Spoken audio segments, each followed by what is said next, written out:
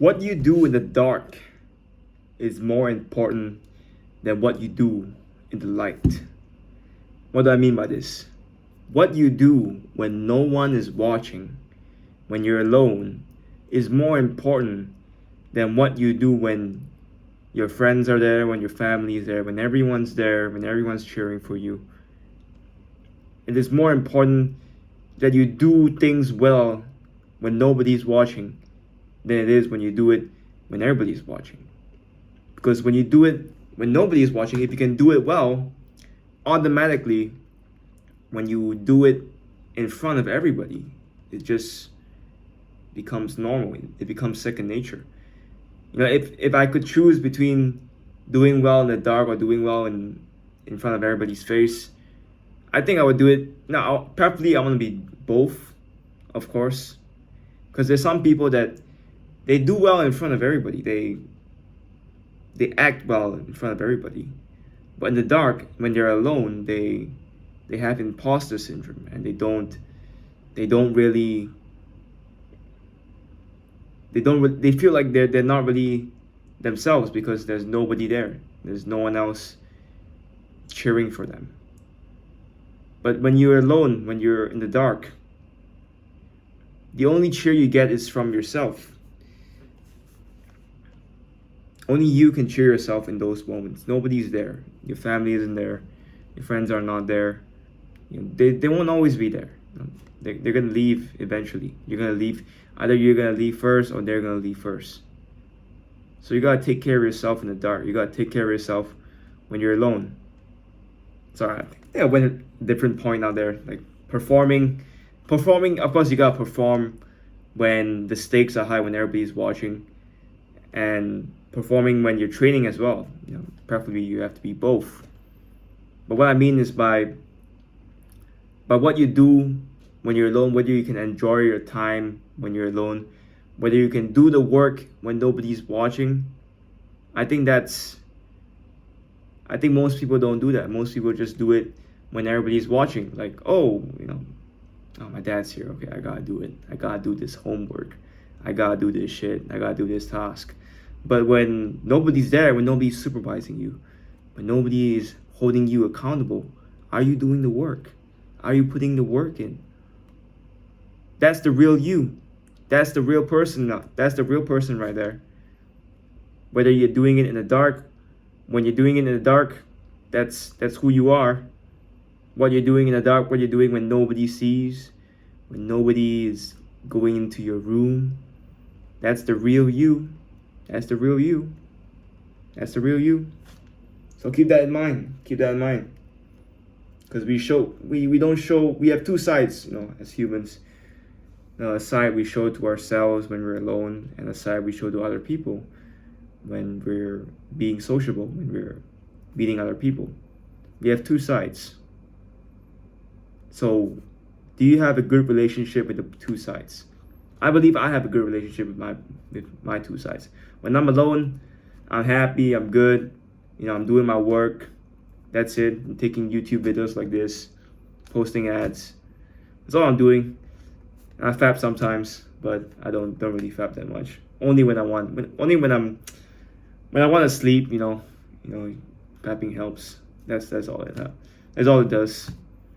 But yeah, and then when I'm with other people, I'm happy too. Most of the times, of course, unless some shit really happens, and I'll just tell my friends, I'll just tell my family, and yeah, that's about it. I think I have good relationship with both. But usually, that people they act a lot when they're with other people. But when they're alone, then their emotions come out.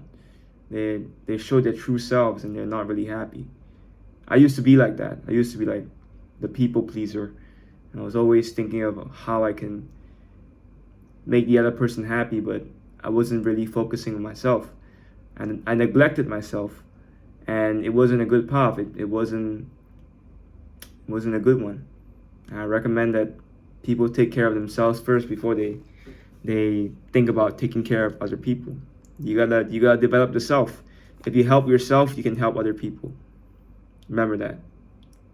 If you help other people first and you don't help yourself, you're not gonna help that person, because if you're in trouble, they have to help you back. So you didn't really help them. So first you gotta help yourself. You gotta develop yourself. You gotta be the G, and then only you can help other people. Only your help is valued when you are that person. It's the truth. No one wants to hear it. Everybody wants to be Mr. or Mrs. Sympathy, and just be the good person in the moment. But that doesn't always work. You have to work on yourself first. Sometimes you want to help, but if you're not capable of helping, then it's not gonna help, is it? Because logically, if you want to help, you gotta work on yourself. But we all think emotionally. We think, oh, I gotta be there for that person. That's gonna help them. Is it gonna help them? Sometimes you gotta leave them alone. Sometimes you gotta let them solve their own problems. That will be better. Sometimes you gotta let them develop on their own. You gotta let them grow. You need to give them space. You're not gonna help them by always staying by their side, spoon feeding them, expecting them to grow. Sometimes you gotta take the risk. You gotta put some skin. You gotta let them have some skin in the game, and let them be alone for a while, and let them figure things out on their own. Sure, it might be risky, but no risk, no reward. No skin in the game, no reward. So you gotta go for it, man. You gotta go for it. You gotta take that risk.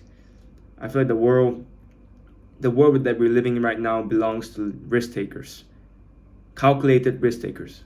There's a nuance there. Don't take stupid risks like parkouring in skyscrapers, or doing bungee jumps, or doing freaking what they call the people that jump out of airplanes. I want to do that too, but don't feel like doing it right now. But if I knew that I would die tomorrow, then I would probably do it. But too risky.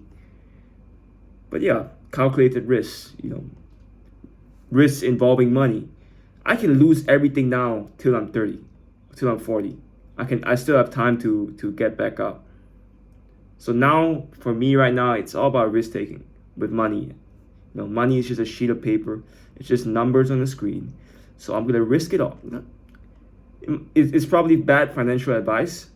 Probably is for you if you're not at the stage of my life right now. I'm 20 years old, turning 21 this year, and I want to take all the risks I can with money. I want to lose all of it. Honestly, if I can, I want to lose all of it. Because once I lose all of it, I learn a lesson and I can get back up. That's the whole point. That's the journey, bro. It's a journey. I want to be able to tell the story when I'm like 50 or 60 and be like, yeah, I lost all my money at 22 or 23, and I got back up. It would be so boring if I just earned a lot from 20 to 21 and I did not fall. That would be such a boring story. Or even worse, I fall when I'm 50 or 60, when that's harder to recover because you've worked so hard for it and it's just gone in just seconds or minutes. So yeah, it's a time for risk taking for me. And I'm constantly taking risks in the dark. I'm constantly taking risks that nobody knows about. I'm constantly taking risks that people wouldn't take. Because even dropping out of college, it was a risk.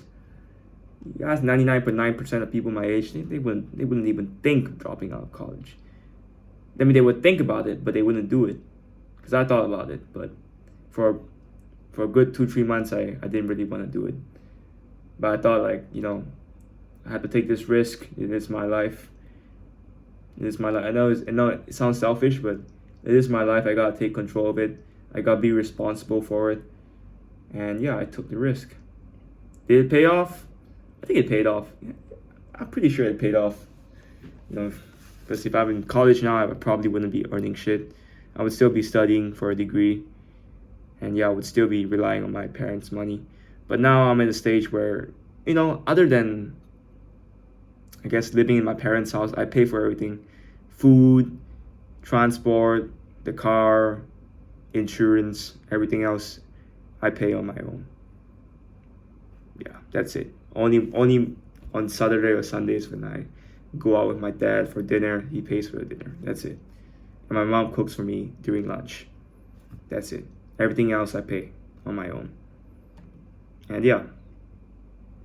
But Asian culture, we always stay at our parents' house. Even my cousin, he's stayed in his parents' house for like he's 30 now and he still stays in his parents' house. And which I know for you Americans would be like, what the heck? Why do you not move out? But for Asian culture, we want to stay with family, and some of us stay with them until like we're 40 or 50. Like we never leave, like ever. It's the Eastern culture. Western culture is completely different. That's why I had culture shock when I realized that, hey, because I was so exposed to Western culture that when I realized that Asians like me, that we don't usually go out of the house, we don't usually leave the house at 18. I was like, what the heck is happening? Man, I've been brainwashed by Western propaganda. Shit. Yeah. But yeah, it's good. It's good to know both worlds. You gotta have the yin and yang, Western and Eastern. You mix them together, become unstoppable.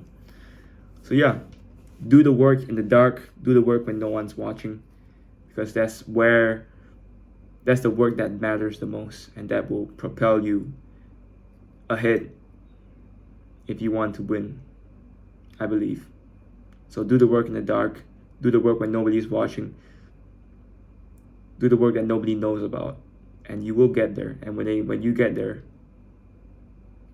maybe you should tell them the secret. Do the work in the dark. Peace.